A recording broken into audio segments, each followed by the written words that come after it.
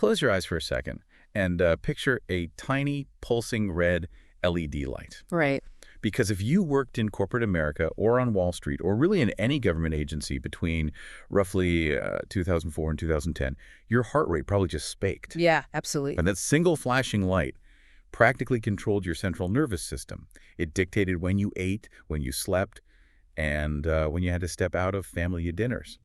Today, we're doing a deep dive into the company that built that light, and in the process, how they fundamentally rewired modern professional life. The infamous Blackberry notification. It is genuinely fascinating how a simple piece of hardware became a literal psychological trigger for an entire generation of professionals. It really did. But we aren't here just to look at the nostalgia of a physical keyboard, right? We are dissecting what is arguably the most rigorous, high-stakes case study of the innovator's dilemma in modern technological history. Yes, exactly.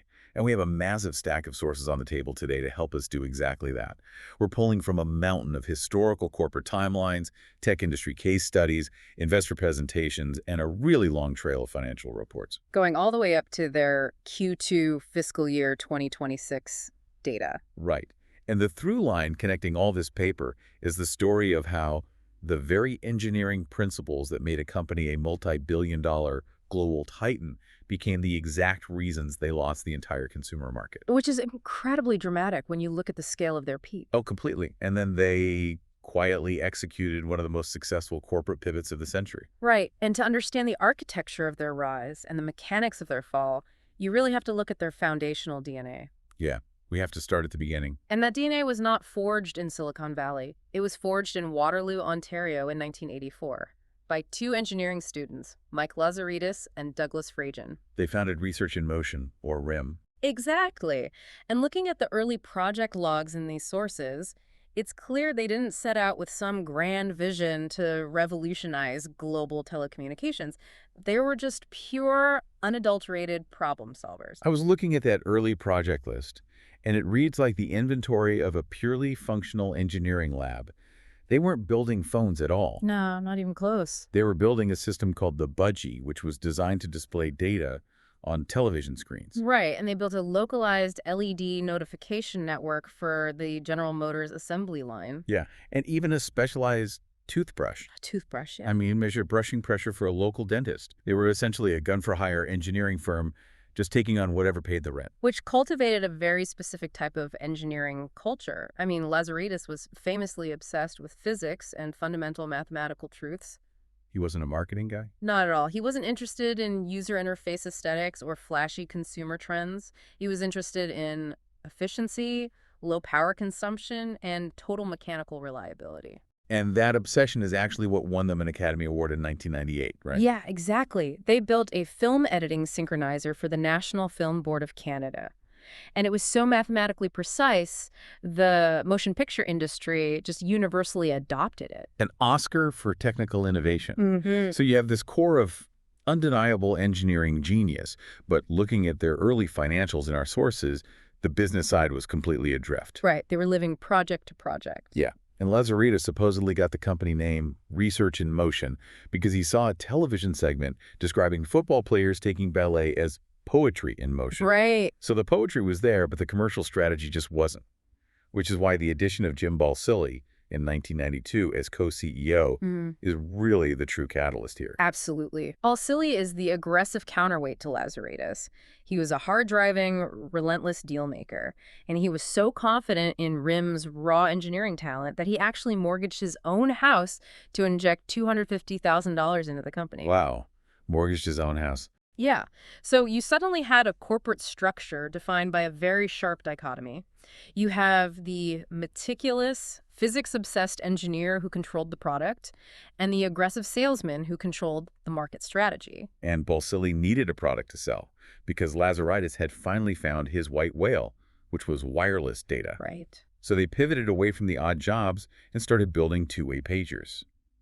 The first major swing was the interadective Pager 900. Which users immediately nicknamed the bullfrog. The bullfrog, yeah, because it was this massive, heavy block of plastic. But they were already engineering its successor, which was a much smaller, sleeker device called the leapfrog. Right. And this leads us to 1997. and a meeting with Bell South that practically reads like a Hollywood script. The context for that meeting is really crucial to understand. Bell South had invested roughly $300 million into building a wireless data network called Mobitex. Okay. And Mobitex was originally designed for things like military communications and first responders. So it was incredibly reliable, but incredibly slow. Bell South had this massive, expensive infrastructure, but they had absolutely no consumer products that could actually utilize it efficiently. The network was bleeding money, and the executives were preparing to just shut it down entirely. And if Bell South shuts down Mobitex, RIM loses the only network capable of supporting the leapfrog. Exactly. So Lazardis and Balsillie secure a pitch meeting. They fly down, they are sweating bullets, and in a moment of just pure panic, they leave the only working functional prototypes of the leapfrog in the back of their taxi. It's unbelievable. They literally walk into a boardroom full of skeptical telecommunications executives with absolutely zero working technology. But they did have physical mock-ups. Right. They had simple blocks of wood carved to the exact dimensions of the proposed device with little paper printouts glued to the front to represent the screen and the keyboard. I mean, handing a telecommunications executive a painted block of wood and asking for millions of dollars takes a unique kind of audacity. It really does. But reading the accounts of that meeting in the sources, it worked because Lazaritis didn't try to sell the hardware. He sold the concept of instantaneous data flow. He pitched a future where corporate communication just wasn't tethered to a desktop. And Bell South bought the vision. They placed a $70 million order based on that pitch. $70 million for wooden blocks. Basically, yeah.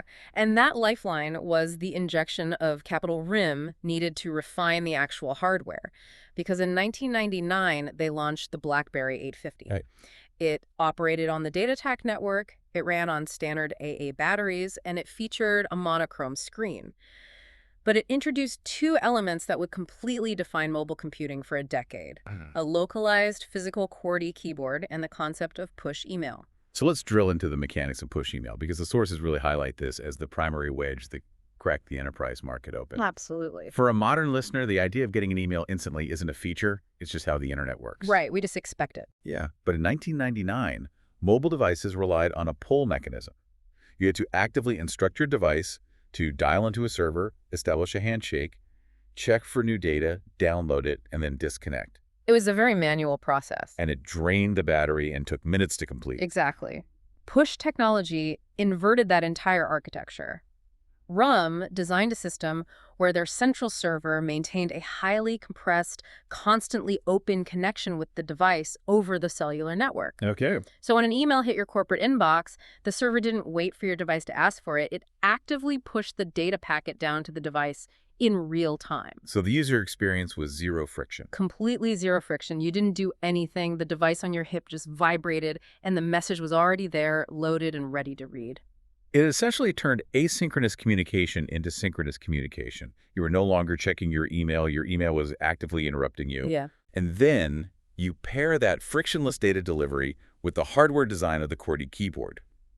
Because prior to this, mobile typing meant T9 predictive text on a numeric keypad. Which was terrible for long messages. Tapping the number 7 4 times just to type an S. Yeah.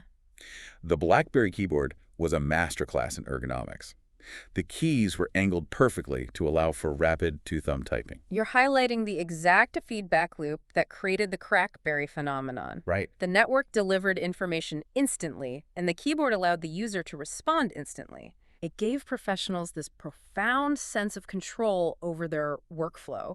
You could be in a taxi or at a soccer game and still be actively clearing your inbox.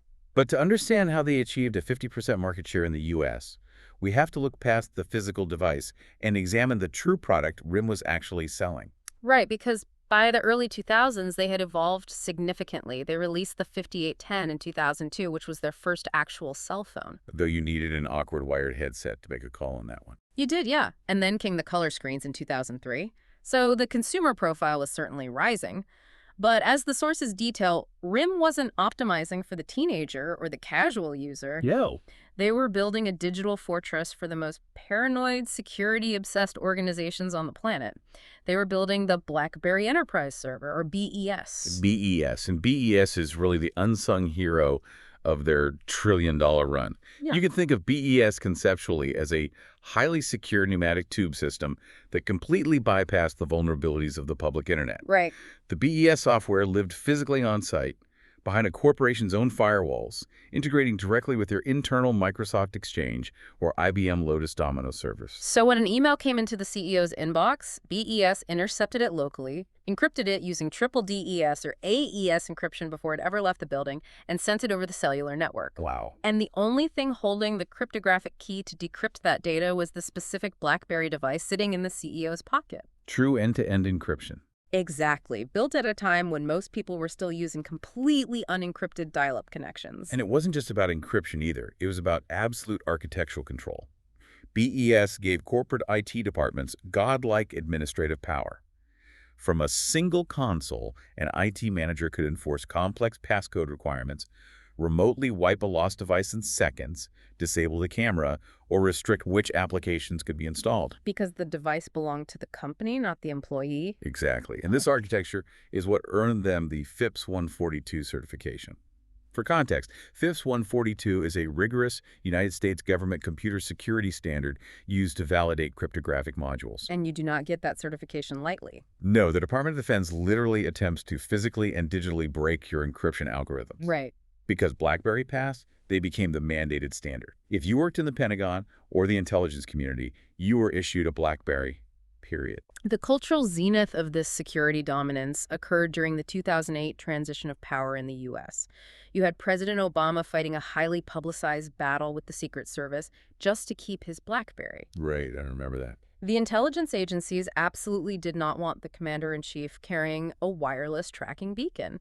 But RIM's security architecture was so robust, they were eventually able to engineer a custom, locked-down device that actually satisfied the NSA. That is a level of product validation you simply cannot buy. It's priceless. And the financial metrics from this peak era, roughly 2008 to 2010, are just staggering to look at in the sources. We're talking about a stock price peaking at $147.55. A market capitalization fluctuating between $75 billion and $84 billion. They were the most valuable company in Canada, generating nearly $20 billion in annual revenue at their peak. And shipping over 50 million devices a year. 50 million. Yeah. They captured over 50% of the entire United States smartphone market and roughly 20% globally. Wow. And this is the critical dynamic to understand here. Their market dominance was fueled by a principal-agent mechanism. What does that mean in this context? Well, the person using the phone wasn't the person buying the phone. RIM was selling directly to chief information officers and IT managers. Right. So if the IT department audited the security and mandated BlackBerry, the company bought 10,000 units in a single stroke. Which sets up the central mystery of this deep dive. Looking at these numbers, you have a company with impenetrable security, massive corporate lock-in, endless government contracts, and a market share that essentially constituted a monopoly in the enterprise sector. Right. So how does a company operating at that level of absolute dominance see their market share evaporate to literally 0% in less than a decade? The answer lies in the very architecture of their success.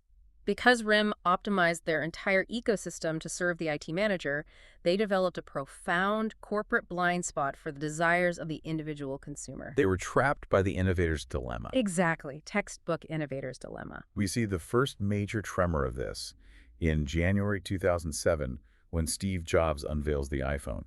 It's a giant slab of glass, a massive full-color screen, and crucially, there's no physical keyboard. Right. And the documented reactions from RIM's leadership in our sources provide a masterclass in confirmation bias. It is so easy to look those quotes now and view them as pure hubris. I mean, Jim Balsillie called the iPhone one more entrant into an already very busy space. Ouch. Yeah, and Chief Operating Officer Larry Conley dismissed it because it suffered from rapid battery drain and a lousy digital keyboard. And Mike Lazaridis insisting that the most exciting mobile trend is full QWERTY keyboards. Right.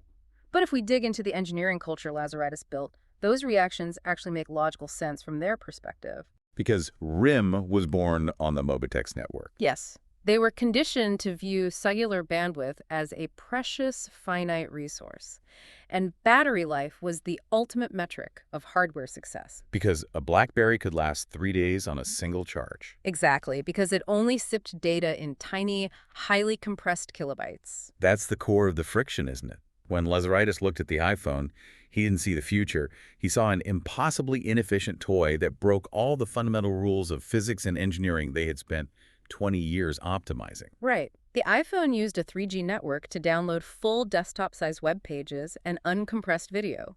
It chewed through a battery in under 8 hours. To RIM's engineers, Apple was building a fundamentally broken network product. And initially, RIM actually felt validated. Why? Because when the iPhone launched, it famously cratered AT&T's network. The infrastructure literally couldn't handle the data load. Oh, right, all those dropped calls. Yeah. But what RIM failed to realize was that the consumers simply didn't care. The consumer was willing to charge their phone twice a day and endure dropped calls if it meant they got a full web browser, a beautiful media player, and an interface that felt like magic.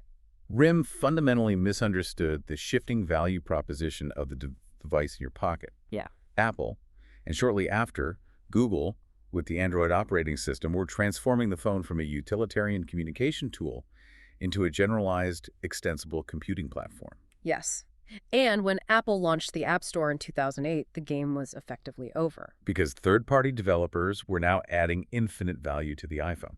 But here is where the innovator's dilemma really paralyzed RIM. I mean, why couldn't they just pivot? They had billions of dollars in cash and incredible engineers. Why didn't they just build a better touchscreen phone? Because doing so would have required them to cannibalize their own wildly profitable enterprise business. Right. Remember, their primary clients were those IT managers who demanded multi-day battery life, low data usage, and physical keyboards for rapid email response. So if RIM shifted to power-hungry screens and opened their ecosystem to unvetted third-party apps, those enterprise clients would have mutinied. Exactly. They were financially incentivized to ignore the consumer revolution just to protect their existing moat. You could see the collateral damage of this defensive posture in how they handled BlackBerry Messenger or BBM.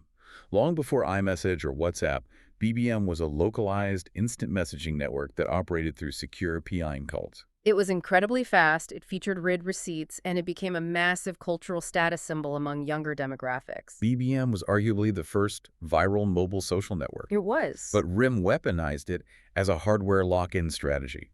They flat out refused to build BBM applications for iOS or Android.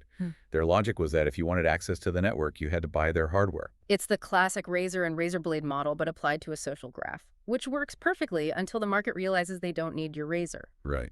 By keeping BBM closed, RIM created a massive vacuum in the market for cross-platform messaging. Enter WhatsApp in 2009. And WhatsApp didn't care if you had an iPhone, an Android, or a Nokia. It just used your phone number. Exactly. So by the time RIM finally panicked and released BBM for other platforms in late 2013, the war was totally over. WhatsApp had already annexed the globe. That panic you mentioned began to manifest in the hardware division around 2008. The enterprise firewall was failing because of a trend called BYOD, bring your own device. Right. CEOs and executives were walking into IT departments, slamming their new iPhones on the desk, and demanding that their corporate email be routed to it. The IT managers, who were RIM's ultimate defenders, were losing those internal political battles. So RIM is forced to sprint in a direction they don't fundamentally understand. In 2008, they launched the Blackberry Storm, which was their first touchscreen device, designed specifically for Verizon to combat AT&T's exclusivity with the iPhone. But because Lazaridis couldn't completely let go of the tactile feedback of a physical keyboard, they engineered something called SurePress. Let's talk about SurePress, because the sources describe it as a mechanical nightmare. It really was. Instead of relying purely on software for haptic feedback, they literally suspended the entire glass screen on a mechanical switch mechanism. Wait, the entire glass screen? Yes. When you pressed a digital key, you had to push hard enough for the entire glass display to physically depress and click. It was a physical hardware patch for a software UI problem, and the execution was disastrous. Dust would get trapped under the screen mechanism, breaking the switch. The software latency meant you would click the glass, wait a fraction of a second, and then finally see the letter appear. Reviewers completely eviscerated it. It wasn't as fluid as an iPhone, and it couldn't type as fast as a traditional BlackBerry. It was a compromise that alienated literally everyone. And the internal panic just escalated into 2011. with the release of the Blackberry playbook. Apple had successfully established the tablet market with the iPad, and RIM rushed to respond. Right. Jim Balsillie aggressively marketed the playbook as a device that would redefine enterprise mobility. But the sources highlight a flaw so fundamental it borders on the absurd. It launched without a native email client or calendar application. Yeah. Let's stop and really look at that. The company that literally invented instantaneous mobile email releases a business-focused tablet that cannot independently check email. If I'm an analyst looking at this in 2011, I'm asking, how does that even pass the whiteboard stage? It was a casualty of their rigid security architecture. To read your email on the initial version of the playbook, you had to establish a secure Bluetooth tether, which they called Blackberry Bridge, to your existing Blackberry phone. Okay. RIM pitched this as a security feature. Their argument was, if you leave your tablet in a taxi, there is no corporate data stored natively on the hard drive for a hacker to extract. So they were still designing for the IT manager, completely ignoring the fact that forcing a consumer to constantly repair Bluetooth connections on an airplane just to read a PDF is a hostile user experience. Exactly. And the structural integrity of the company was failing right alongside the hardware. In October 2011, they experienced a catastrophic multi-day service outage. Millions of users across Europe, the Middle East, Africa, and eventually the Americas just lost access to email and BBM. The sources indicate this was a cascading failure at their Central Network Operations Center in Slough, England. A core switch failed, the redundant backup system failed to engage, and the ensuing backlog of millions of undelivered messages essentially DDoSed their own global infrastructure. For a company whose entire brand equity was built on bulletproof reliability, a multi-day blackout was fatal. The market share data from the sources maps this collapse perfectly.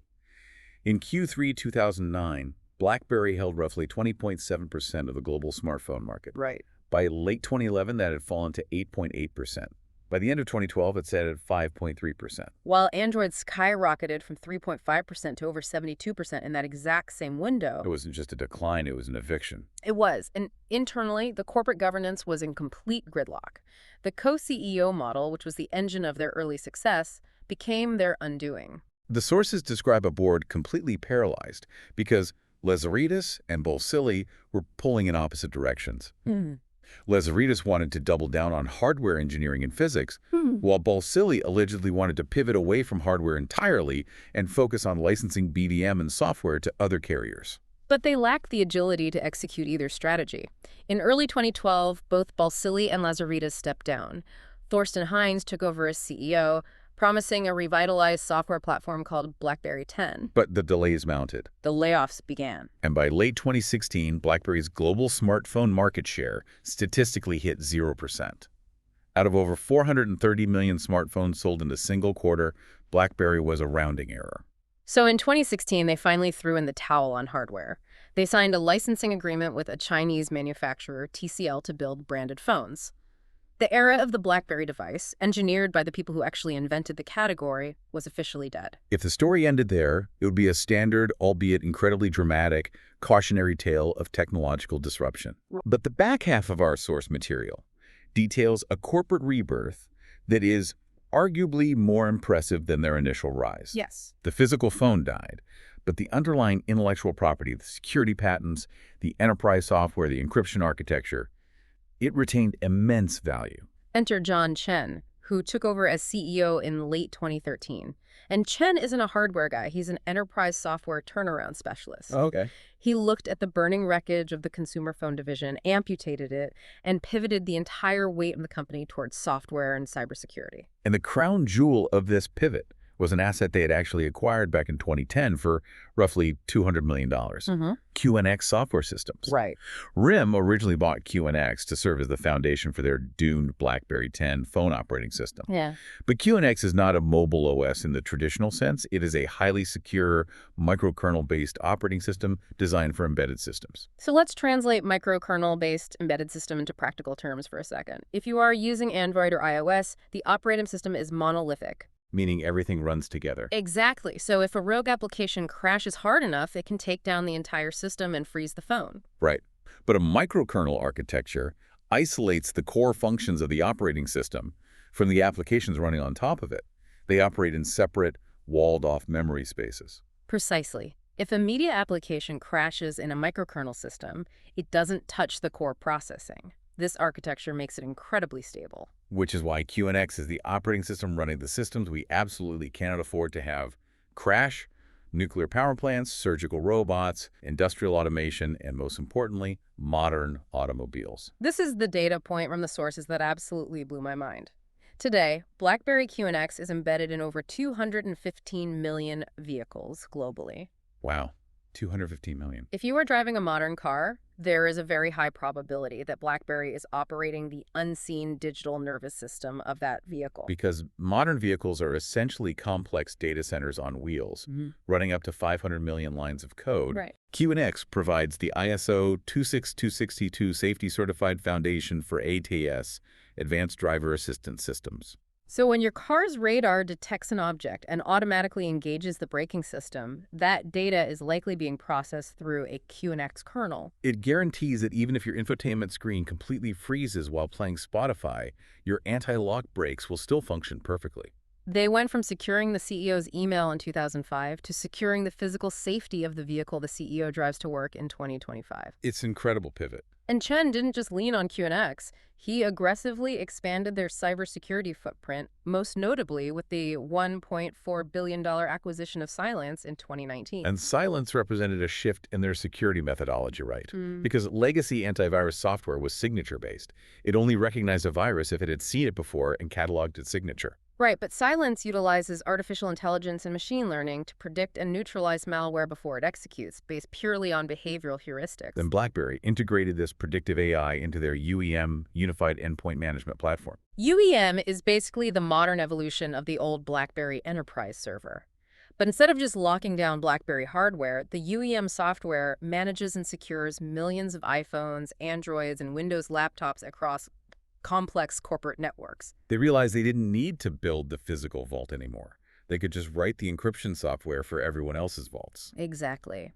And they also retained their dominance in government sectors through acquisitions like AtHoc. AtHoc is a highly secure, networked crisis communication platform. Right. When there is an active threat or a critical emergency, the Department of Defense, the U.S. Senate, and the Department of Homeland Security rely on AtHoc to coordinate mass notifications. The sources specifically note that BlackBerry software currently protects over 75% of United States government personnel. Which brings us to the financial reality of this pivot. Let's dig into the Q2 fiscal year 2026 data provided in the sources. After years of turbulent restructuring, what does a software-only BlackBerry actually look like on a balance sheet? It looks remarkably healthy. For Q2 FY 2026, the company reported total revenue of $129.6 million. But the composition of that revenue is the real story here. Right.